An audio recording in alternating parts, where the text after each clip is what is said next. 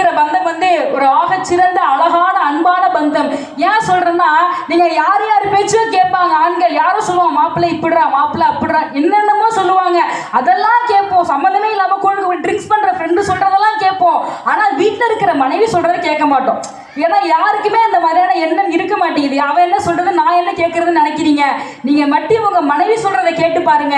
உங்க மனைவி சொல்றதை கேட்டீங்கன்னா உங்களுடைய முன்னேற்றத்தை யாராலுமே தடுக்க முடியாது. அம்மாவுக்கு அப்புறம் நீங்க கணவன் வாழ்க்கையில முன்னேறணும், வாழ்க்கையில ஜெயிக்கணும்னு சொல்லி உங்களுக்காக தன்னுடைய குடும்பத்தையே விட்டு விட்டு வருபவள் தான் மனைவி. தயவு செய்து மனைவி சொல்றதை கேளுங்க. யார் யார்கிட்டயோ தோத்து போலாம் வாழ்க்கையில, உங்க மனைவி கிட்ட மட்டும் ஒரே ஒரு முறை தோத்து போய் பாருங்கள், நீங்க அத்தனை பேரும் ஜெயிச்சிருவீங்க. அதனாலதான் நாங்க சொல்றோம், மனைவி என்பது ஆக சிறந்த பந்தம். மனைவியை போல தன் வாழ்க்கையை தனக்காக விட்டு விட்டு வந்து வாழக்கூடிய பெண் மனைவி தாங்க ஐயா. அதனால மனைவி கிட்ட ஈகோ பார்க்காதீங்க.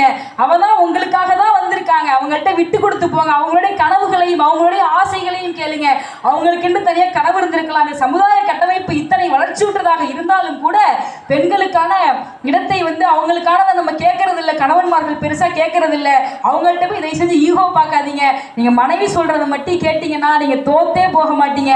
மனைவி கிட்ட தோத்து போனவே இந்த உலகத்துல யாருக்கிட்டையுமே தோத்து போக மாட்டா. அதனால மனைவி சொல்றது கேளுங்க.